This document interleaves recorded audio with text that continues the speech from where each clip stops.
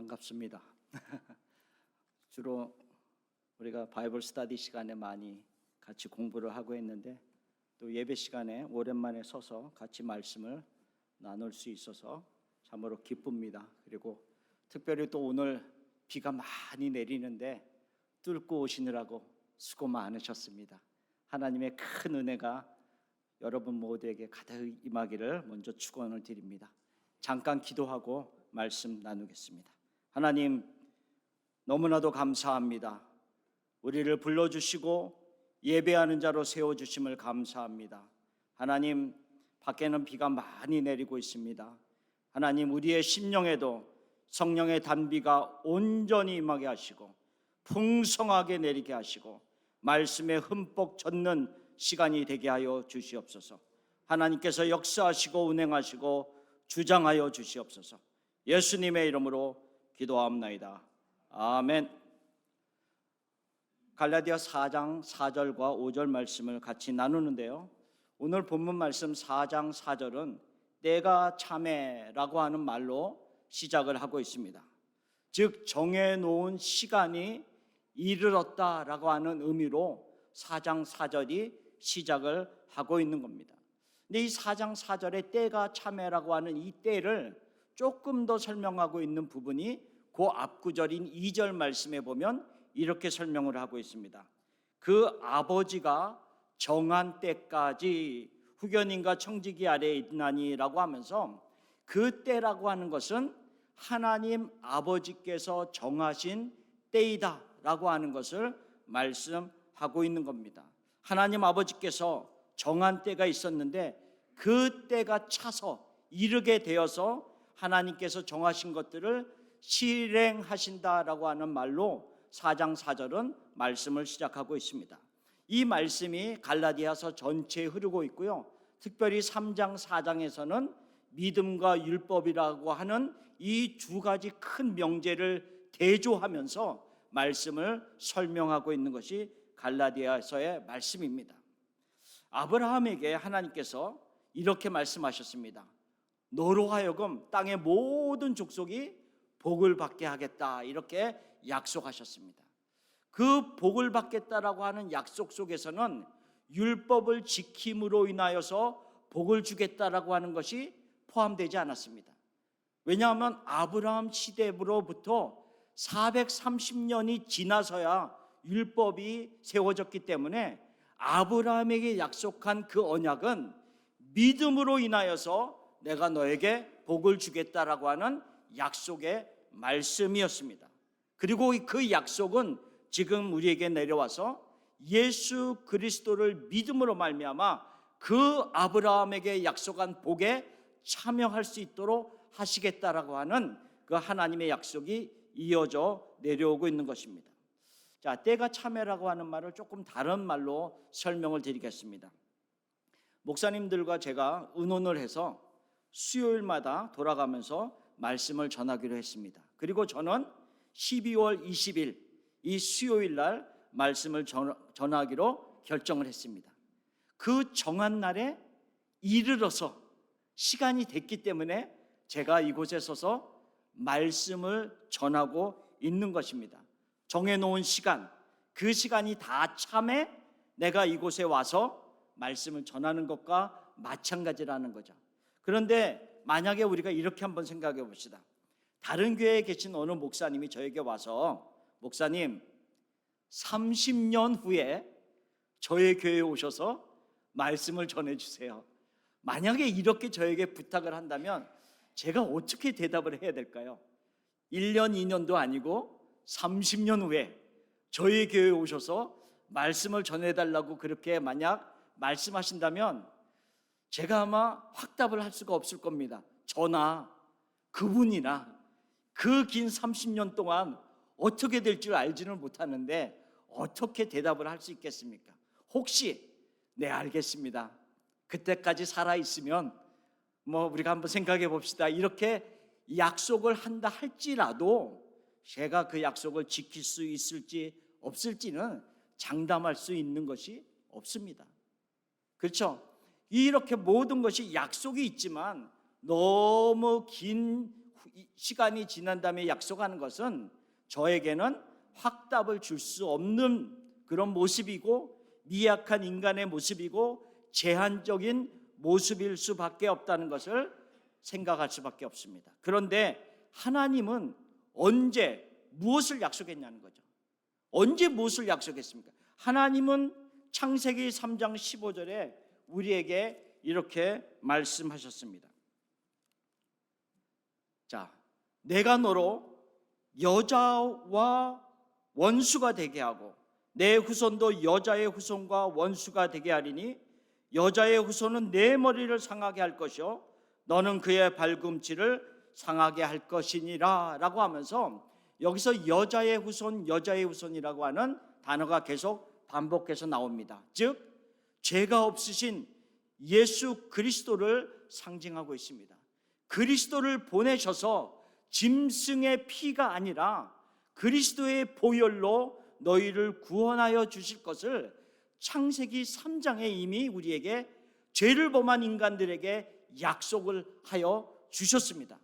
그리고 그 약속이 1년, 2년, 1000년, 2000년, 수천 년이 지나고 나서야 비록 그리스도가 오셨고 그 약속의 때가 이르러서 하나님이 그 약속을 실행하고 계신다라고 하는 것을 우리에게 말씀하고 있다는 거죠.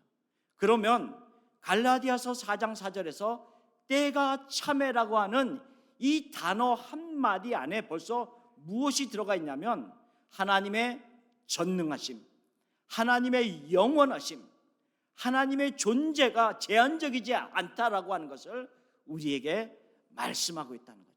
인간인 저는 5년 후, 30년 후에 어떤 확답을 줄 수 있을 만큼의 약속을 할 수가 없습니다.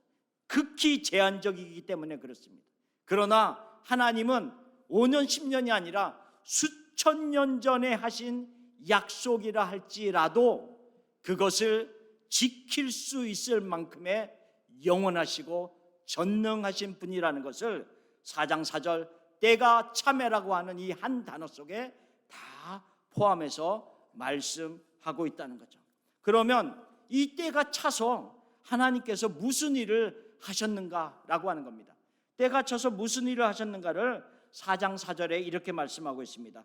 때가 참에 하나님이 그 아들을 보내사라고 말씀하고 있습니다.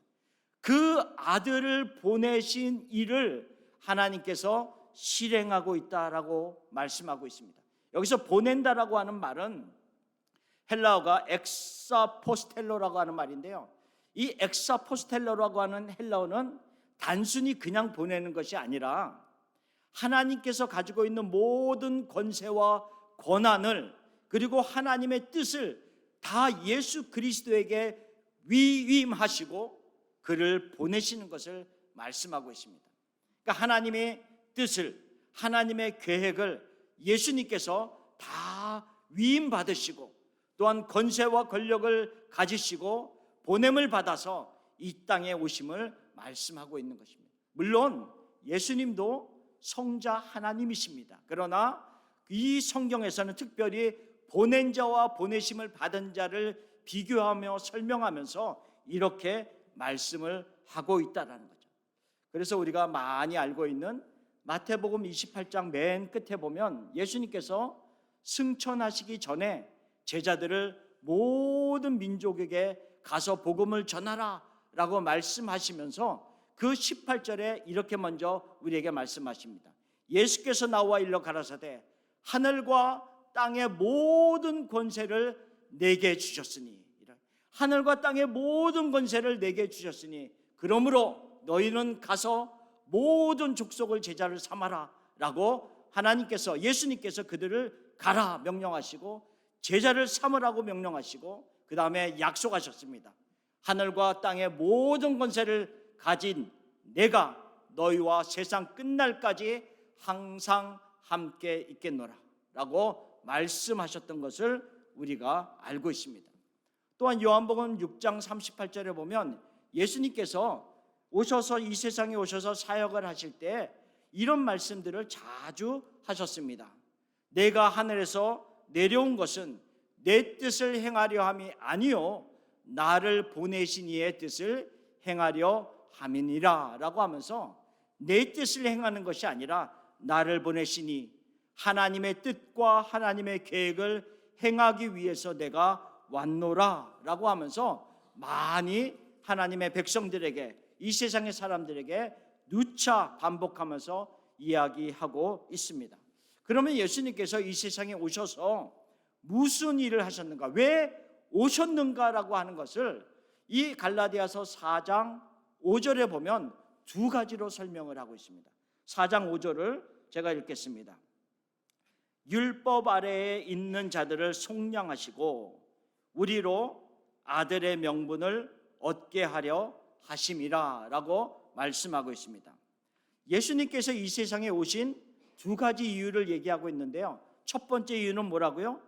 율법 아래에 있는 자들을 속량하시고 이렇게 했습니다. 두 번째 이유는요, 아들의 명분을 우리에게 얻게 하시기 위해서, 이 두 가지를 우리에게 허락하시기 위해서 예수님께서 오셨다라고 하는 것을 말씀하고 있습니다. 왜 우리는 율법 아래에 있는가? 왜 율법 아래에 있다는 의미가 무슨 의미인가를 짤막하게 설명하겠습니다. 우리가 갈라디아서 3장 19절에 보면 이런 말씀을 하고 있습니다. 그런즉 율법은 무엇이냐? 범법함으로 더하여진 것이라 라고 얘기하고 있습니다. 인간이 죄를 범한 이후에 끊임없이 하나님 앞에서 죄를 범하고 죄를 범했습니다. 그런데 완악한 인간의 마음은 자기가 죄를 범하면서도 그것이 하나님 앞에서 얼마나 악한 죄인 것을 심각하게 깨닫지 못하는 그런 심히 부패된 마음이었습니다. 그렇기 때문에 하나님께서 그 범법한 죄를 범하는 죄인들에게, 인간들에게 율법을 허락하셔서 죄를 깨닫게 하셨습니다. 그래서 로마서 3장 20절에 보면 사도 바울이 율법으로는 죄를 깨달음이라 라고 하는 말씀을 우리들에게 하셨습니다. 율법이 없다라고 한다면 많은 사람들은 자기가 범하는 죄가 죄인지 모르고 하나님 앞에서 살아갈 터인데, 그 율법으로 인하여서 자신이 죄인임을 깨닫게 되었다라고 하죠. 그 죄인임을 깨닫게 된 자들은 그 절절한 죄를 깨달은 자만이 하나님을 찾을 수 있도록 만드는 것이 율법이라고 성경은 말하고 있는 것입니다. 자, 범법한 자들, 죄를 범하는 자들에게만 율법이 주어진 것이기 때문에, 모든 인간에게 율법이 주어진 것이기 때문에 율법 아래에 있다는 것은 곧 무슨 의미냐면 우리가 모두 죄 아래에 있다는 것을 얘기하고 있습니다. 모두 죄의 저주 아래에 있다는 것을 말하고 있습니다. 한번 죽는 것은 우리 모든 사람에게 정하신 것이고, 그 후에는 심판이 있는 모든 죄의 저주 가운데 있다는 것을 말하고 있는 것입니다. 자, 이것을 얘기하면서 하나님께서 우리에게 지금 계속해서 이렇게 말씀을 하고 있는데요, 이 죄 아래에 있기 때문에 우리가 하나님의 온전한 구원을 필요로 하는 자들이다, 이렇게 이야기를 하고 있습니다. 예수님께서 태어나신 것, 자, 예수님께서 태어나신 것은 무슨 의미냐면, 자, 이렇게 설명을 한번 드리겠습니다. 우리가 올림픽이라 하면은 한국 사람들에게 양궁이라고 하는 아주 효자 종목이 있습니다. 그래서 양궁이라고 하는 그 효자 종목을 가지고 많은 사람들이 기다리는 경기입니다. 특별히 한국 사람들은. 근데 올림픽을 하게 될 때 이 양궁의 경기를 하고, 여자 양궁은 특별히 결승전까지 올라가는 경우가 참 많이 있었습니다. 그래서 결승전까지 드디어 올라갔습니다. 올라가서 지금 치열하게 경기를 하고 있는데, 마지막 양궁의 주자, 한국의 양궁의 주자가 활을 쏘려고 지금 라인에 섰습니다. 그리고 그 화살을 당기기 위해서 준비를 하고 있습니다. 정확하게 그 화살이 10점 관역에 꽂히게 되면 금메달을 따는 것이고, 그렇지 않으면 금메달을 따지 못하는 그런 절대절명의 한 발이 남았습니다. 그래서 모든 한국 사람들이 그 중계를 보면서 숨죽여 가며 기다리고 있습니다. 드디어 마지막 궁사가 나와서요, 활을 당겼습니다. 그리고 심호흡을 하고 자세를 잘 갖추고 화살을 탁 놨습니다. 화살이 슉 날아가기 시작했습니다. 그런데 말입니다, 중계를 하던 이 TV 중계가 그만 멈추고 말았습니다. 현지와 연결하는 그 중계가 이상이 생겨서 그만 TV 중계가 중단이 되고 말았다는 것입니다. 어떤 반응이 일어날까요? 아마 각자의, 어떤 사람은 소리를 지르기도 하고 화를 내는 사람이 있을 수도 있고요, 다른 채널은 혹시 경기를 중계하지 않을까 막 돌리기도 하고, 아마 각자가 다른 그런 반응들을 보이면서 아마 그 시간을 지낼 것입니다. 마지막 한 발, 금메달이냐 아니냐, 우리에게 승리를 주느냐 아니냐라고 하는 그 한 발을 기다리고 출발을 했는데, 그만 그 결과를 알 수 없을 때 우리는 몹시 당황하고 때로는 소리 지르려고 하고 그 결과를 알고 싶어서 여러 가지 반응을 보일 것입니다.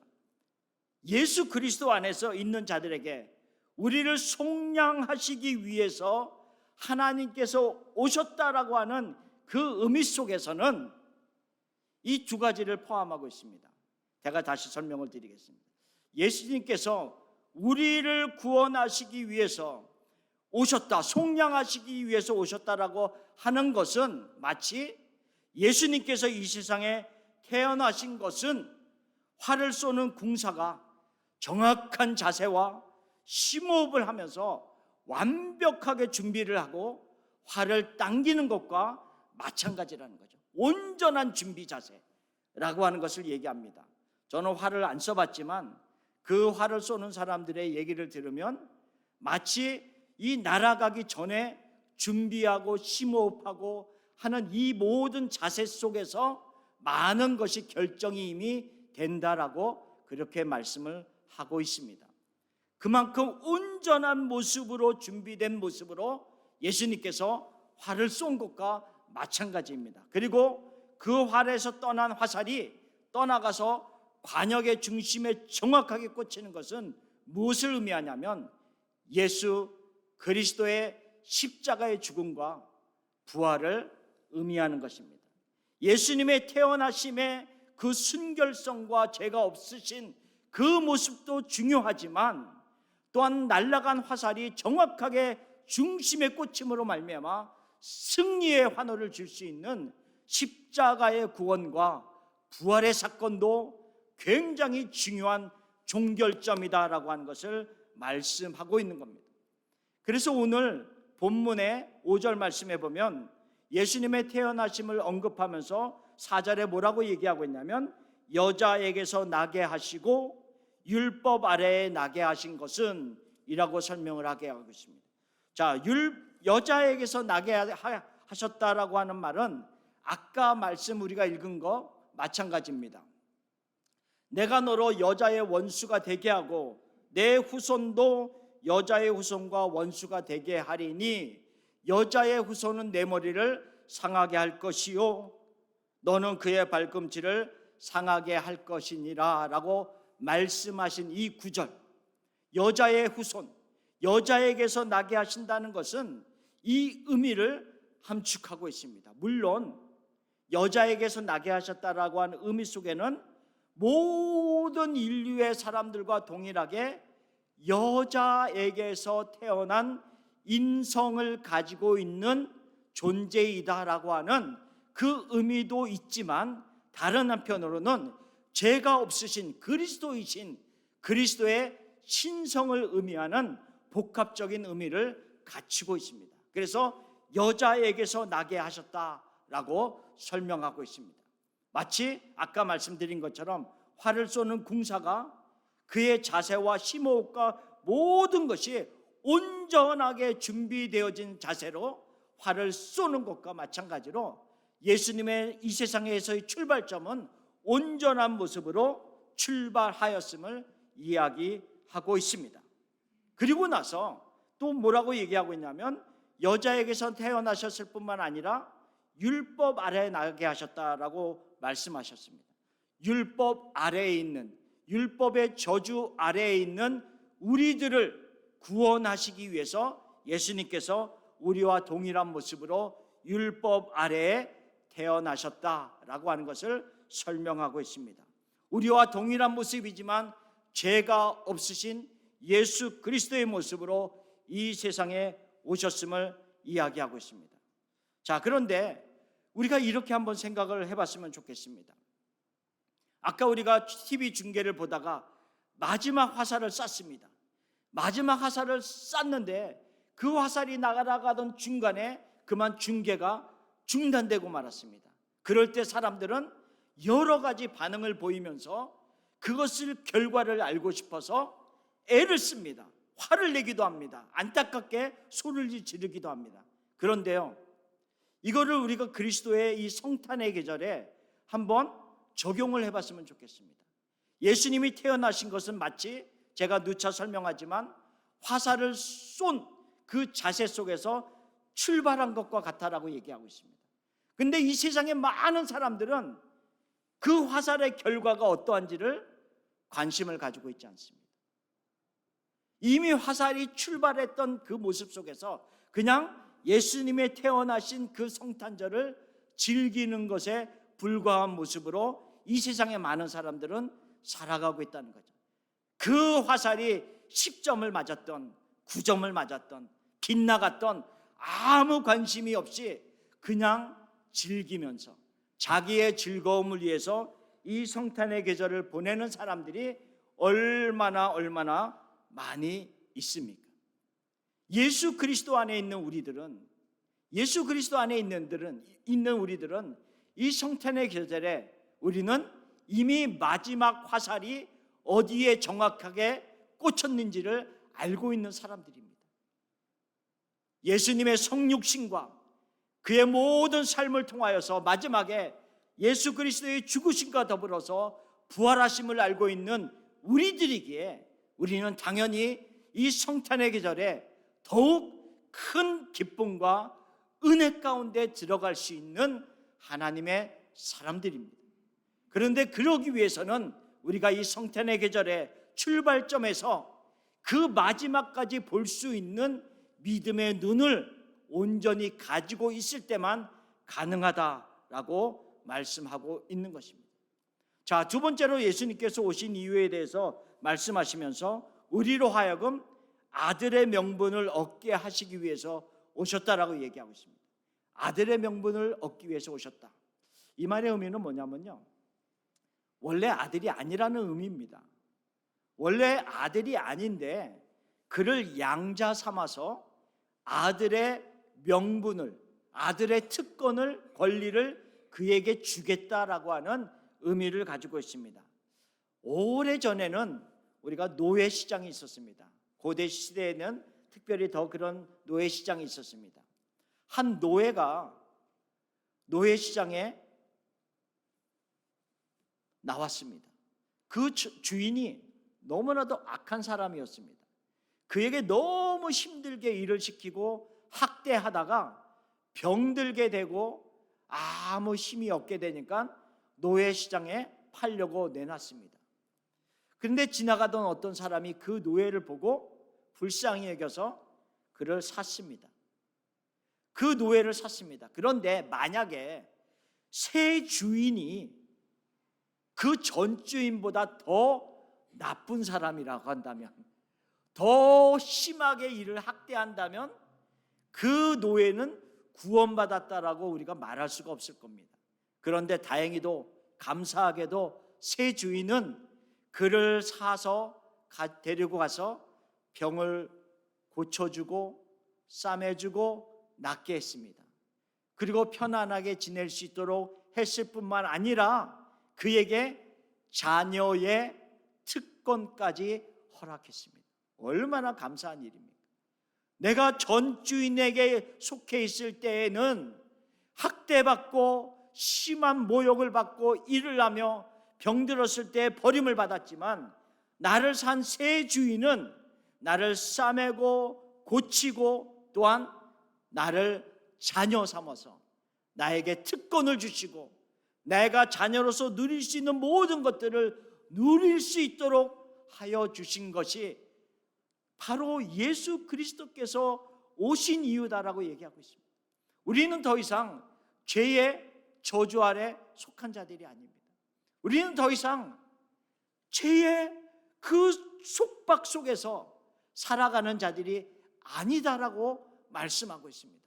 사단의 저주 아래, 사단의 결박 아래 있는 자들이 아니라 해방되어서 구원받아서 예수 그리스도인, 새 주인 예수 그리스도 안에 속해 있는데 그분이 나를 종으로 여기지 아니하시고 자녀로 여기신다. 얼마나 감사한 일입니다. 그 이유가 예수님이 이 세상에 오신 이유입니다. 그래서 예수님께서는 이 세상에 오셔서 사역을 하시면서 많은 경우에 병든 자를 만나셨고 약한 자를 만나셨고 너무나도 힘든 자들을 만나셨고 헐벗은 자들을 만나셔서 그들을 품으셨던 일들이 많이 기록되어 있습니다. 그리고 나서 마태복음 11장 28절에 우리가 너무나도 잘 알고 있는 이 말씀도 하셨습니다. 우리가 한번 같이 읽어볼까요? 수고하고 무거운 짐진 자들아 다 내게로 오라 내가 너희를 쉬게 하리라 라고 얘기했습니다. 수고하고 무거운 짐진 자들아 다 내게로 오라.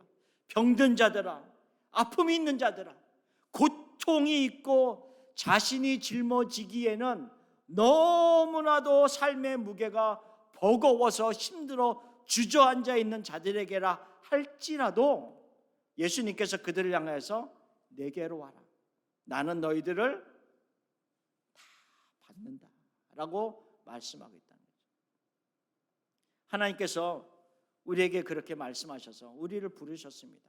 예수님께서 우리를 부르셔서 내게로 오라 라고 해서 우리는 지금 예수님에게 왔고 그 예수님 안에 속한 자로서 살아가고 있는 것입니다. 예수님께서 우리를 그의 핏값으로 속량하시고 우리를 자녀로 삼으셔서 자녀로서 특권을 누리고 살아가게 하시기 위해서 예수님께서 이 세상에 오셨습니다. 이것이 성탄 계절을 맞이하면서 우리가 다시 한번 생각하는 것입니다. 우리가 많이 듣고 알고 이미 깨달은 말씀들이지만 다시 한번 생각해 봤으면 좋겠습니다.